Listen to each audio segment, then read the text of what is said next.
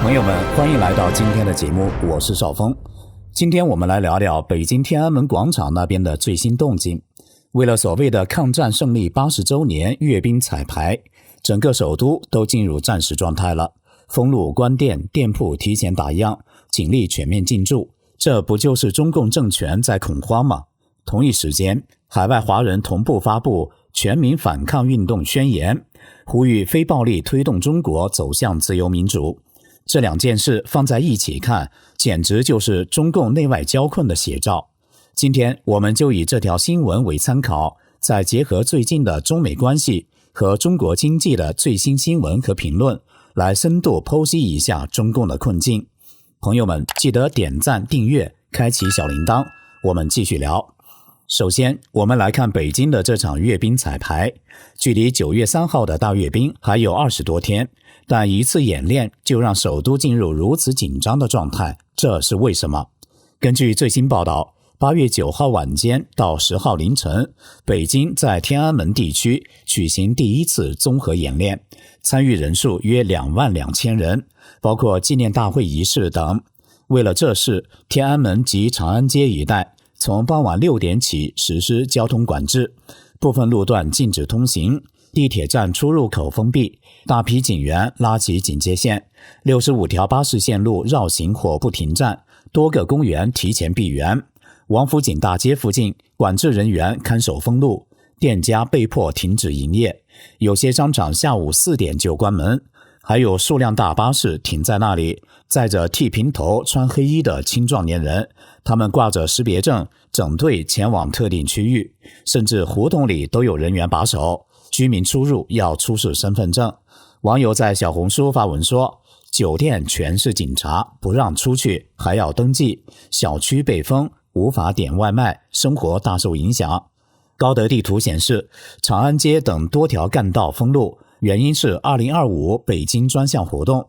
朋友们，这哪里是彩排啊，这简直是戒严。中共当局耗资巨大搞大阅兵，网上却一片沉默，质疑声音全被删除。前公职人员杨先生说，现在中国经济环境非常恶劣，搞这活动就是瞎折腾，劳民伤财。中共整天给老百姓洗脑，通过大阅兵壮胆，让人投身所谓国家民族情怀，其实老百姓都被驯化了，精神颓废。异议人士李先生收到通知，要他8月中旬离开北京1个月，拉到外地旅游或监禁。这次还规定东城、西城等9个区域为禁空限制区，从7月16号到9月3号禁止放鸽子、无人机、风筝等。市民李先生说，除了劳民伤财、折腾百姓，什么作用都没有，就是给中共壮胆。更离谱的是，为了保证空气质量，当局规定阅兵期间，北京市及周边6省份建筑工地停工或限产，从8月20号到9月4号停止挖土石方、建筑拆除等，混凝土搅拌停产，高污染企业停产，钢铁工厂全面检修。网友说，本来工资就不高，放假这么长，收入更少。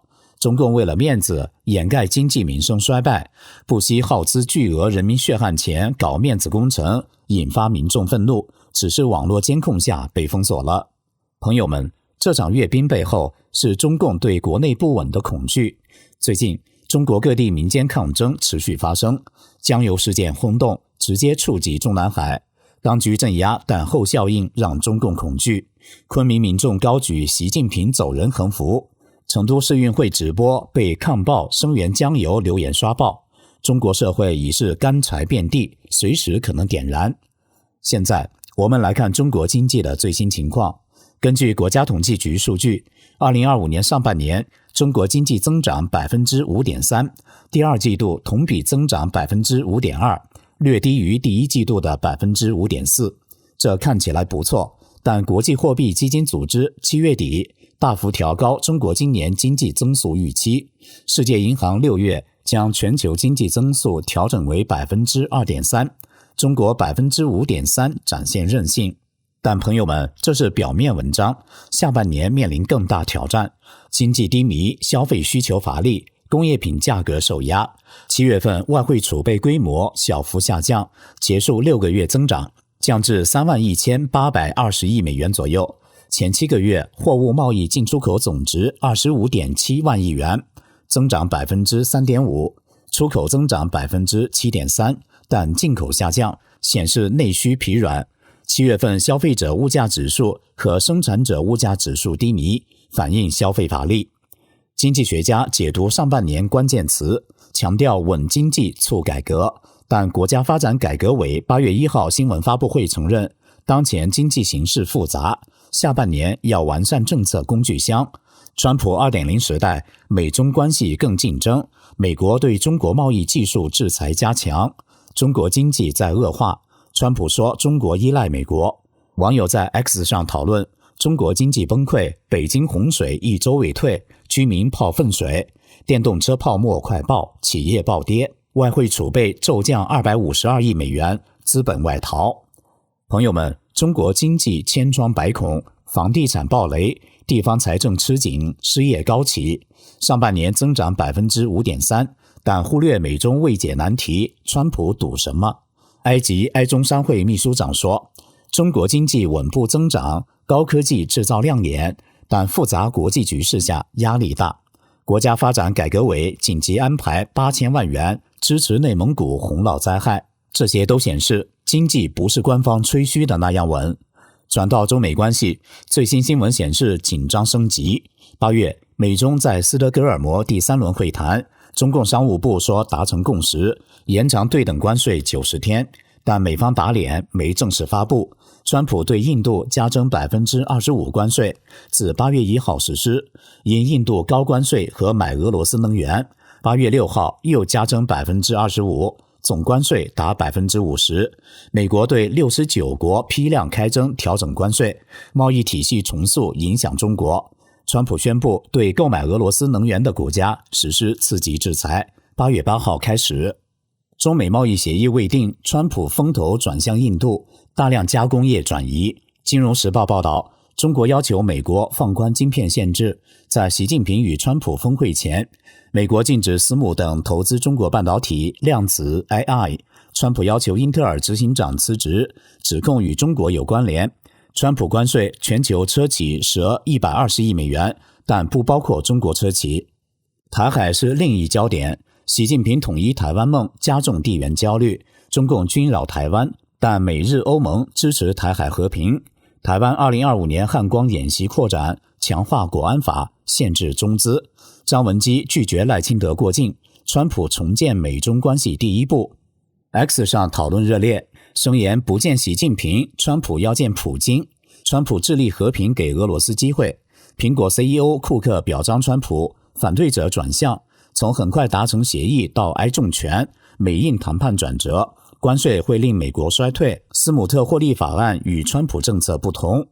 朋友们，中美关系剑拔弩张，中国经济雪上加霜，中共对俄支持加剧贸易战，美国提高关税，高科技限制中国进步，供应链去中化，出口受压，增长放缓。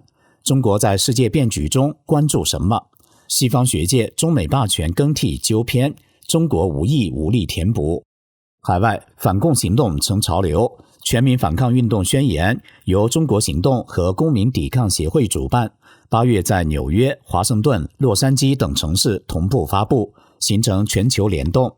华盛顿活动在国会大厦前取时间到了滚球，终结中共，解放中国标语，高喊共产党滚球，习近平下台。杨子立说，希望唤起国内民众奋起抗争，促进民主化。宣言指，政府违背人民权利，人民有权废除它。中国人民享有天赋人权，列举中共罪恶，捏造数据，隐瞒疫情，腐败，摧毁香港自由，垄断媒体，迫害人权等。每个人都是受害者，唯有推翻专制才能摆脱困境。呼吁非暴力抗争、游行、罢工、抵制等。目标终结专制，建立民主，在3年内发动全民反抗。经验表明，平均成功时间3年。纽约仪式，胡平、周峰所演讲。朋友们，这是全球华人觉醒，凝聚力量推翻中共。